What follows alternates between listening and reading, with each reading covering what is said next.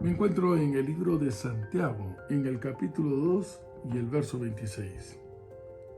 Porque como el cuerpo sin el espíritu está muerto. Y dejémoslo ahí en esa primera parte. Bueno, dice así también: la fe sin obras está muerta.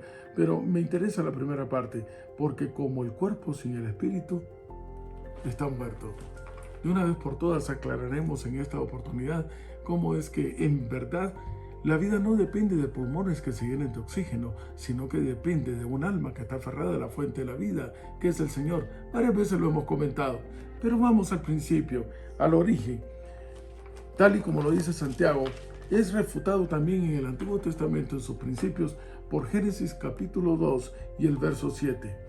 ¡Qué texto tan extraordinario! Entonces Jehová Dios formó al hombre del polvo de la tierra. Momento, me detengo, un instante.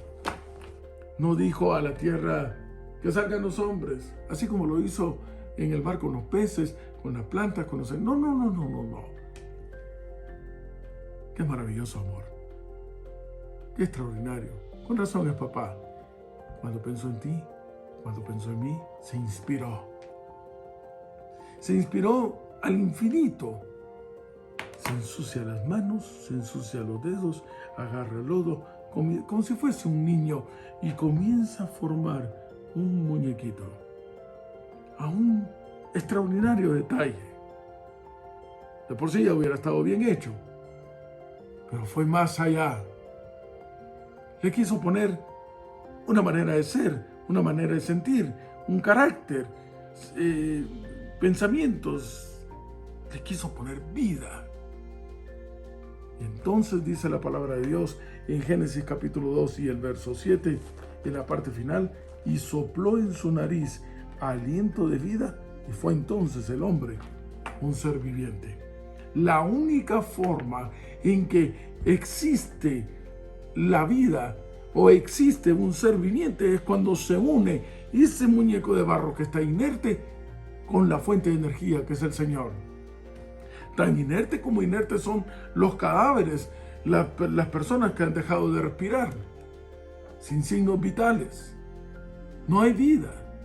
La vida no es cierto, no se prolonga aún después de que el cuerpo esté muerto, no se prolonga de una manera, no cambia de dimensión, no se convierte en invisible para que tú puedas seguir conversando con ella. Yo lo entiendo perfectamente, claro. También he tenido que despedirme de seres muy queridos. Y en medio de mi angustia, yo quisiera todavía seguir creyendo que me escuchan, que les puedo hablar. De hecho, algunas veces leemos textos en donde se le está hablando a aquel ser querido que ya no está. Pero no está. La palabra de Dios dice en Eclesiastés, estoy leyendo después del libro de Proverbios, si usted me acompaña, lo hicimos la semana pasada. La palabra de Dios dice en Eclesiastés, y estoy en el capítulo 9. Estoy en el capítulo 9 y el verso 5. Es que los que viven saben que han de morir, pero los muertos, esos, nada saben. No tienen más paga. No están en otro lado. No están ni en un purgatorio ni en el limbo. No. Es que su memoria ha sido puesta ya no más. Su amor, su odio, su envidia ya no son más. Ya no tienen más tiempo ni más parte en las actividades que se hacen bajo el sol. Porque como dice el capítulo 12 y el verso 7 también de Eclesiastés, es que el polvo vuelve a la tierra como era y el espíritu vuelve a Dios que lo dio, y por lo tanto desaparece el concepto de ser viviente. Entonces, ¿de dónde surge? Es un principio diabólico. Lo digo textualmente con todas las letras. Es un principio diabólico que surge cuando, decíamos la semana pasada, cuando Satanás, aquel que quiere ser semejante a Dios, que es un blasfemo, ocupando el lugar, poseyendo a la serpiente, comienza a dialogar con Eva y con Adán y les dice: señores, no es verdad, no van a morir.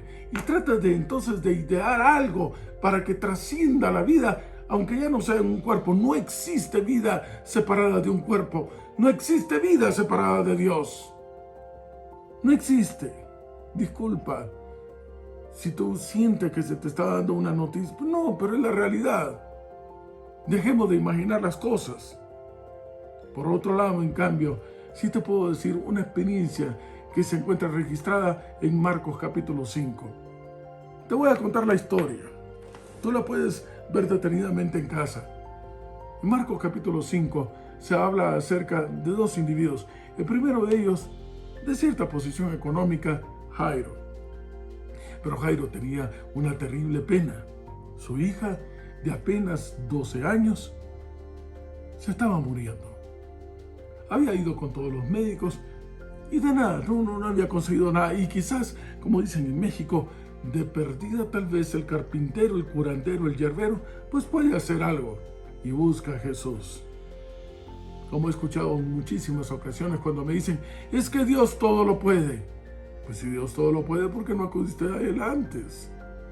Ya llega Jairo entonces con Jesús y comienza a decirle con la premura del caso, Señor, por favor, deja lo que estás haciendo, deja cualquier cosa, vente conmigo a casa, vamos, tú eres mi única esperanza, haz algo, mi hija se me muere.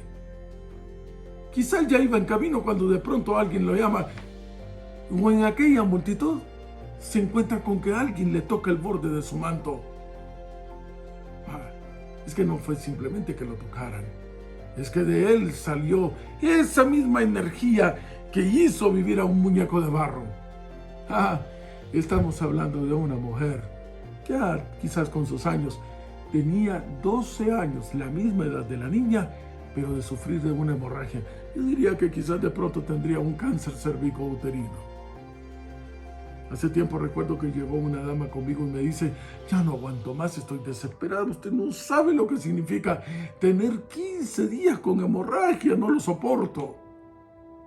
¿Te puedes imaginar tú a una pobre mujer con 12 años? Pero como si esto fuera poco, de acuerdo a la costumbre judaica, era considerada inmunda.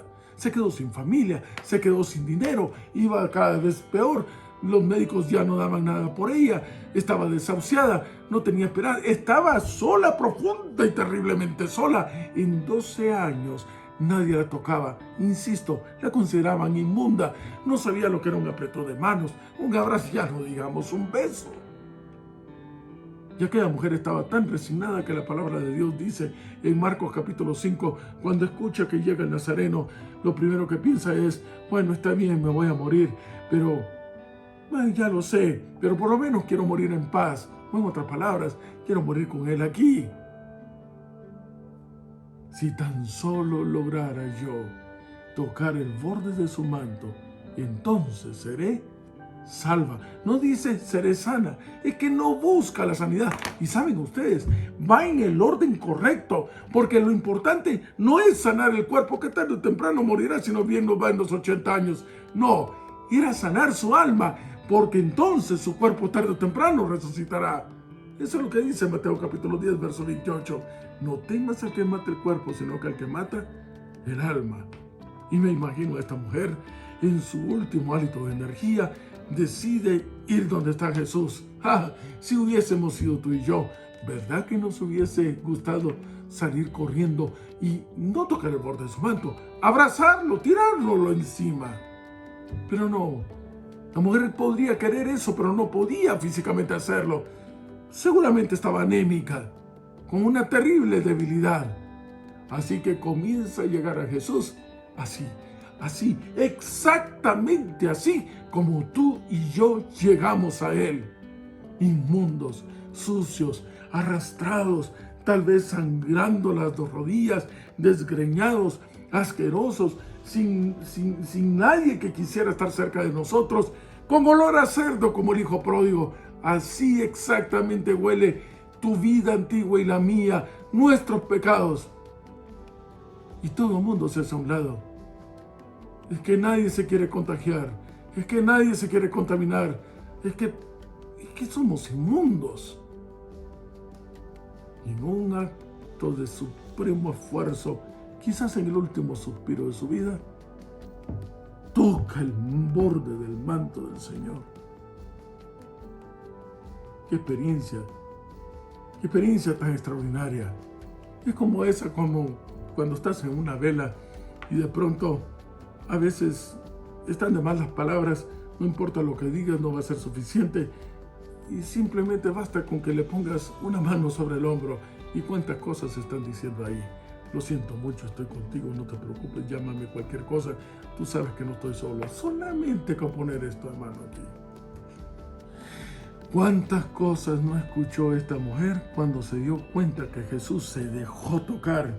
Óigame bien lo que estoy diciendo. Se dejó tocar así como tú y yo nos debemos de dejar usar.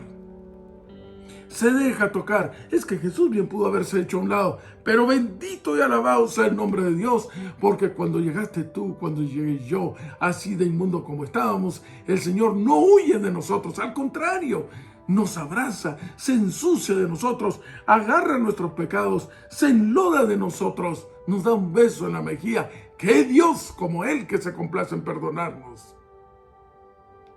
Por supuesto, la experiencia fue una experiencia doble, porque cuando Jesús no solamente te da paz en el corazón, no solamente te inunda de una vida eterna, sino que se excede y también le sana el cuerpo. Y Jairo, resulta que vamos con Jairo. No, pues ya no, la niña se murió. Siguiente lección. Aunque el mundo te diga que todo está acabado, ten fe. Dios es el médico que cura a los muertos.